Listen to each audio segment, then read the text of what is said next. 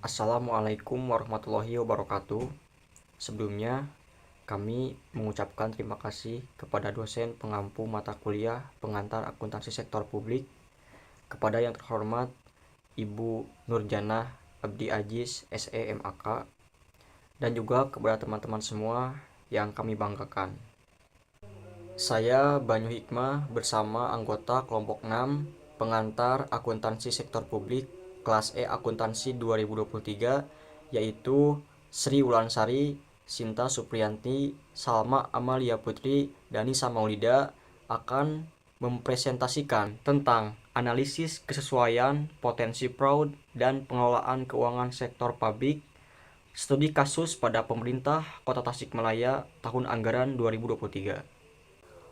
Pemerintah Kota Tasikmalaya merupakan institusi pemerintahan di Provinsi Jawa Barat yang memegang peran penting dalam mengelola pembangunan, pelayanan, dan pengembangan ekonomi daerah.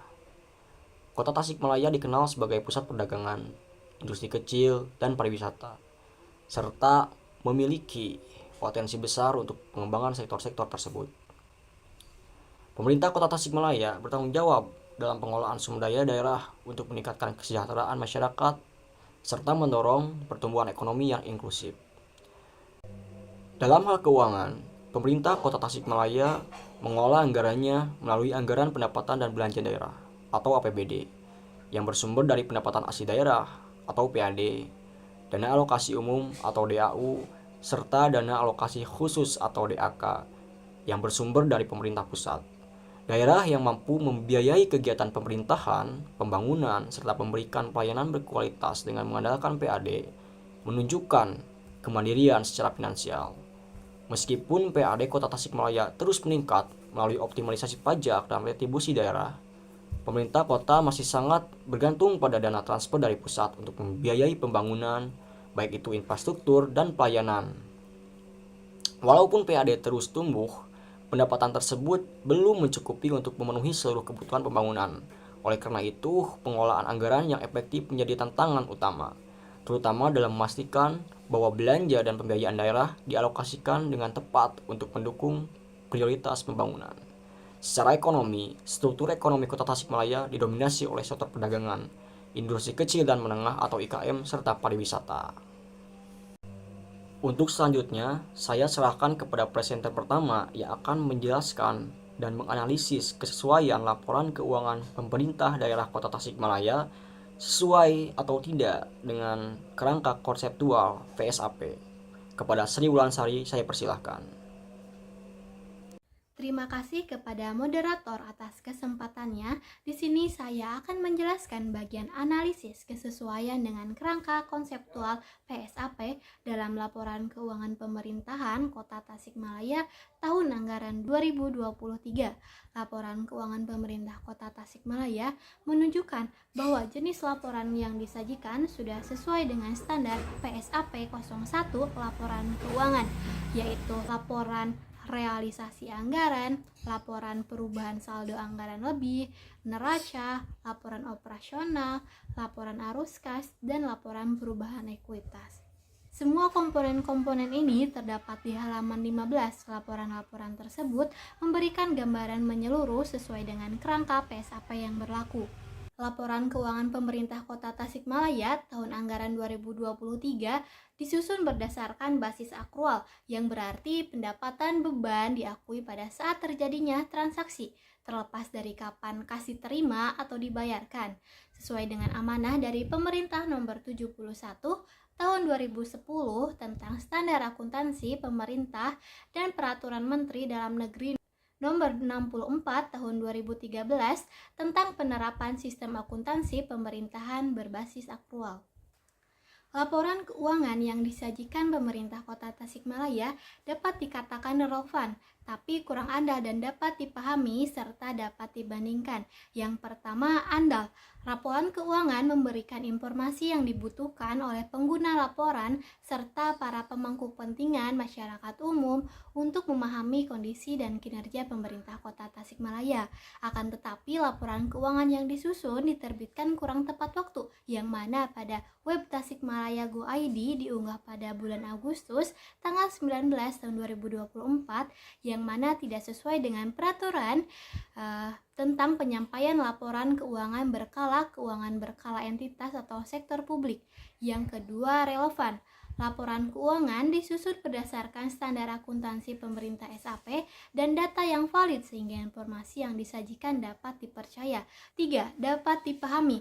Laporan keuangan disusun dengan struktur dan bahasa yang jelas dan mudah dipahami, serta laporan keuangan ini dilengkapi dengan CALK yang memberikan informasi tambahan yang dibutuhkan.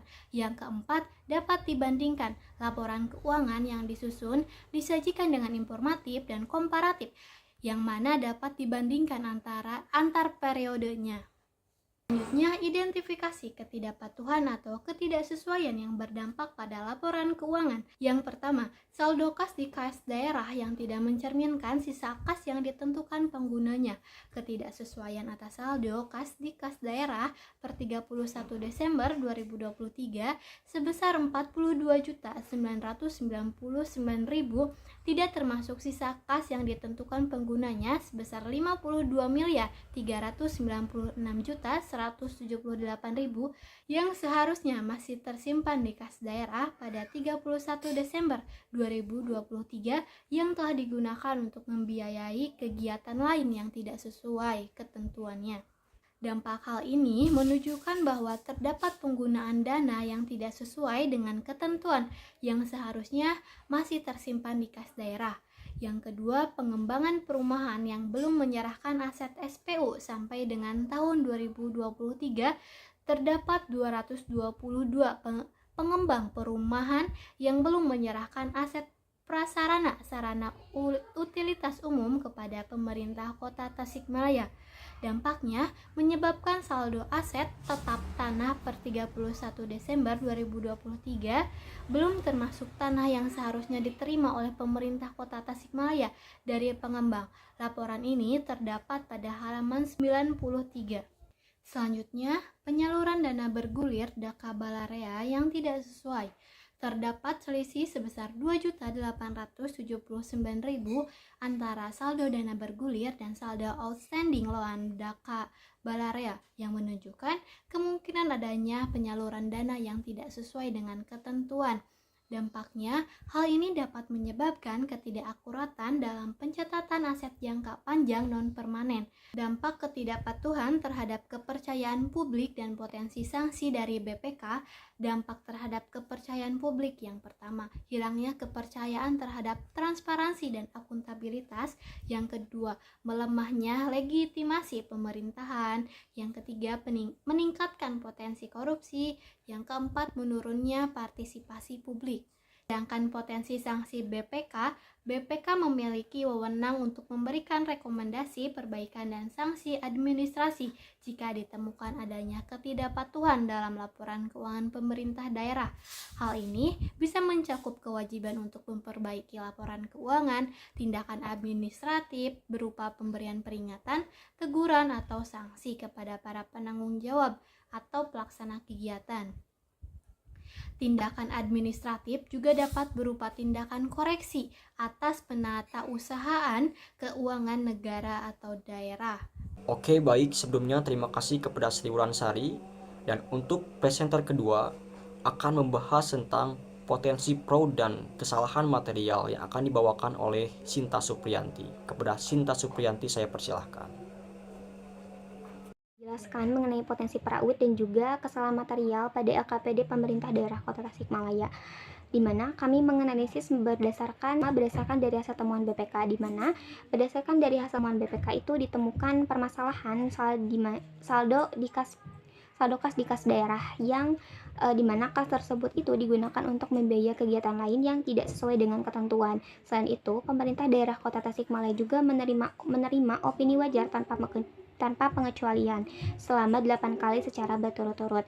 Berdasarkan dari data neraca pada akhir periode tahun 2023 itu memang merupakan saldo kas yang dimiliki oleh pemerintah daerah Kota Tasikmalaya dan tersimpan di rekening kas umum daerah. Selain itu, kas tersebut itu tidak termasuk kas yang memang telah ditentukan penggunaannya, karena kas tersebut telah ditentukan penggunaannya, jadi tidak dicatat pada tidak dicatat karena telah ditentukan penggunaannya.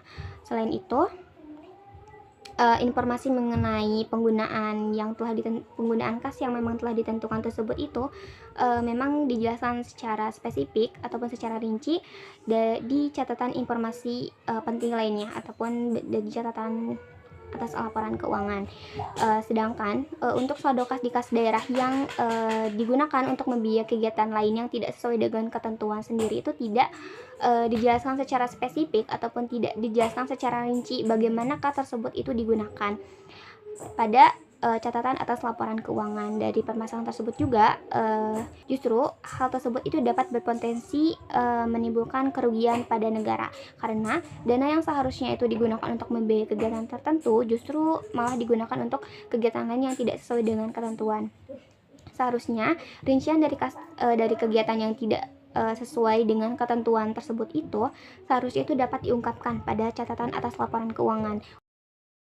Selanjutnya, pemerintah Kota Tasikmalaya juga menerima opini wajar tanpa pengecualian untuk ke-8 kalinya secara berturut-turut. Berdasarkan dari laporan hasil pemeriksaan pemerintah Kota Tasikmalaya itu nyatanya masih terdapat adanya program-program yang belum efektif, efisien, ataupun ekonomis. Meskipun pemerintah daerah Kota Tasikmalaya menerima WTP, namun performa ataupun kinerja daerah Kota Tasikmalaya tersebut itu dianggap belum maksimal. Dari hasil temuan BPK tersebut itu, meskipun memang tidak disebutkan secara eksplisit mengenai fraud ataupun kesalahan material, tidak dijelaskan secara spesifik mengenai hal tersebut itu, namun mengenai keberadaan dana yang digunakan untuk kegiatan lain yang tidak sesuai dengan ketentuan tersebut itu tidak dijelaskan secara spesifik di dalam laporan keuangan. Kemudian yang kedua itu setelah dianalisis lebih lanjut ternyata terdapat beberapa permasalahan lainnya yang ditemukan di dalam LKPD Kota Tasikmalaya, yakni terdapat penyerahan aset prasarana-sarana dan juga utilitas umum ataupun PSU. Di dalam catatan atas laporan keuangan menyatakan bahwa terdapat 222 pengembang yang belum menyerahkan aset PSU kepada pemerintah daerah Kota Tasikmalaya.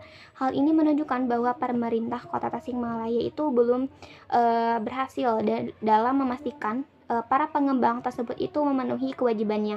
Selain itu, terdapat juga permasalahan lainnya yang ditemukan, yakni pada dana bergulir Daka Balarea seperti outstanding loan yang macet hingga tahun 2017 dan juga terdapat selisih di dalam selisih yang ditemukan oleh pihak bank. Namun hal tersebut itu memang masih terdapat kendala teknis terkait sistem perbankan yang memang berubah-ubah. Sekian dari saya, terima kasih. Oke baik, sebelumnya saya ucapkan terima kasih kepada Sinta Supriyanti yang telah menyampaikan materinya. Untuk selanjutnya, saya persilahkan kepada presenter ketiga, Salma Amalia Putri, untuk menyampaikan hasil analisis terkait apakah keuangan pemerintah daerah Kota Tasikmalaya mengalami defisit atau surplus. Baik, untuk materi yang selanjutnya yaitu mengenai evaluasi pengelolaan keuangan pemerintah daerah Kota Tasikmalaya tahun anggaran 2023. Ada beberapa hal yang harus dianalisis, diantaranya yang pertama itu menganalisis apakah pemerintah daerah Kota Tasik ini mengalami defisit atau surplus. Kami menganalisis pada salah satu laporan keuangannya yaitu laporan realisasi anggaran atau LRA, karena laporan ini menyajikan informasi realisasi pendapatan, belanja, transfer, surplus atau defisit, pembiayaan, dan sisa lebih atau kurang pembiayaan anggaran yang masing-masing diperbandingkan dengan anggarannya dalam satu periode. Yang pertama itu analisis berdasarkan anggarannya, yaitu merencanakan pendapatan daerah sebesar 1,72 triliun rupiah dan belanja daerah sebesar 1,76 triliun. Pendapatan daerah lebih rendah daripada belanja daerah, maka terjadi defisit sebesar 37 miliar. Tetapi defisit ini ditutup melalui penerimaan pembiayaan sebesar 58 miliar. Dan setelah dikurangi dengan pengeluaran pembiayaan sebesar 21,5 miliar, masih terdapat silpa sebesar 37 miliar. Kemudian, analisis berdasarkan realisasinya, yaitu pendapatan daerah sebesar 1,6 triliun dan belanja daerah sebesar 1,7 triliun. Karena pendapatan daerah lebih rendah daripada belanja daerah, maka terjadi defisit sebesar 17,4 miliar. Defisit ini lebih kecil dibandingkan dengan anggaran yang direncanakannya. Baik, untuk selanjutnya yaitu mengidentifikasikan penyebab dari defisit atau surplus pemerintah daerah Kota Tasik tersebut. Untuk gambaran umumnya, realisasi pendapatan daerah itu pada tahun anggaran 2023 sebesar 98,56% dari anggaran atau targetnya. Tetapi dibandingkan dengan tahun anggaran 2022, mengalami penurunan sebesar 203 miliar atau 10,71%. Adapun rincian penyebab defisit atau surplus itu, yang pertama ada dari pendapatan asli daerahnya. Ada pajak daerah, dari 10 objek pajak yang tidak mencapai target yang ditetapkan adalah PBB P2 dan pajak galian. PBB P2 itu masih terdapat wajib pajak yang belum patuh dalam memenuhi kewajiban pembayaran pajak dan masih adanya data objek pajak yang belum valid. Sedangkan pajak galian C tidak mencapai target dikarenakan volume galian yang berkurang. Kemudian pada retribusi daerah. Ada beberapa realisasi retribusi yang tidak mencapai target, yaitu retribusi PBG, retribusi parkir, pelayanan kesehatan, dan pelayanan kebersihan. Yang kedua adalah pendapatan transfer pemerintah pusat. Jadi ada dana perimbangan terjadi penurunan, yaitu realisasi dana bagi hasil bukan pajak tahun anggaran 2023 itu sebesar 20,4 miliar atau 56,10% dibandingkan tahun anggaran 2022. Yang ketiga adalah pendapatan transfer antar daerah. Terdapat bantuan keuangan provinsi tahun anggaran 2023 mengalami penurunan sebesar 201 miliar atau 72,82% dibandingkan tahun anggaran 2022 sebesar 276 miliar. Dan lain-lain pendapatan daerah yang sah, karena tidak ada realisasi pendapatan lainnya dan pendapatan dana BOS itu dipindahkan ke akun dana alokasi non-fisik. Kemudian, dari belanja operasi, ada beberapa juga yang mengalami kenaikan. Di antaranya, yang pertama, belanja tambahan penghasilan ASN mengalami kenaikan sebesar 7,4 juta atau 4,78% dibandingkan realisasi tahun anggaran 2022. Hal ini disebabkan besaran tambahan penghasilan ASN pada tahun 2023 mengalami kenaikan dibanding tahun 2022 dan juga adanya pembayaran TPP ke-13. Yang kedua adalah belanja gaji dan tunjangan DPRD. Terdapat kenaikan sebesar 1,8 miliar dikarenakan adanya kenaikan tunjangan transportasi bagi anggota DPRD dan tunjangan kesejahteraan pimpinan dan anggota. Yang ketiga yaitu belanja pegawai BLUD mengalami kenaikan sebesar 332 juta atau 73,11% dibandingkan realisasi tahun anggaran 2022. Hal ini disebabkan kenaikan honorarium tim pengadaan barang atau jasa dan honorarium pengelolaan keuangan di masing-masing PKM. Yang keempat yaitu belanja barang dan jasa mengalami kenaikan sebesar 54,7 miliar atau 8,45% dibandingkan realisasi tahun anggaran 2022. Hal ini disebabkan seiring dengan peningkatan pendapatan BLUD. Yang kelima yaitu belanja subsidi mengalami kenaikan sebesar 369.655.000 atau 259,10% dari realisasi tahun anggaran 2022. Hal ini disebabkan adanya penambahan subsidi pada Dinas Koperasi, Usaha Kecil dan Mikro, Perindustrian dan Perdagangan kepada Perum Bulog, Cabang Ciamis. Yang keenam yaitu bantuan sosial mengalami kenaikan sebesar 2,1 miliar atau 301,55% dari realisasi tahun anggaran 2022. Hal ini disebabkan tidak adanya penyaluran bantuan sosial atau sembako dalam rangka penanganan dampak sosial. Dan yang ketujuh ada belanja tidak terduga. Realisasi belanja tidak terduga tahun anggaran 2023 sebesar 4,2 miliar yang digunakan untuk pembayaran pengembalian atas sisa dana kegiatan bantuan keuangan provinsi dan sisa dana spesifik ke pemerintah pusat. Selanjutnya, pembiayaan. Inilah yang menyebabkan surplus dan terdapat silva pada LRA. Adapun dari penerimaan pembiayaan itu yang pertama, penggunaan silpa tahun sebelumnya. Jadi pada tahun 2023 itu, pemerintah Kota Tasikmalaya menggunakan sebesar 22,5 miliar dari silpa tahun 2022 untuk menutupi pengeluaran yang membantu menghindari defisit di tahun 2023. Dan yang kedua ada penerimaan pinjaman daerah.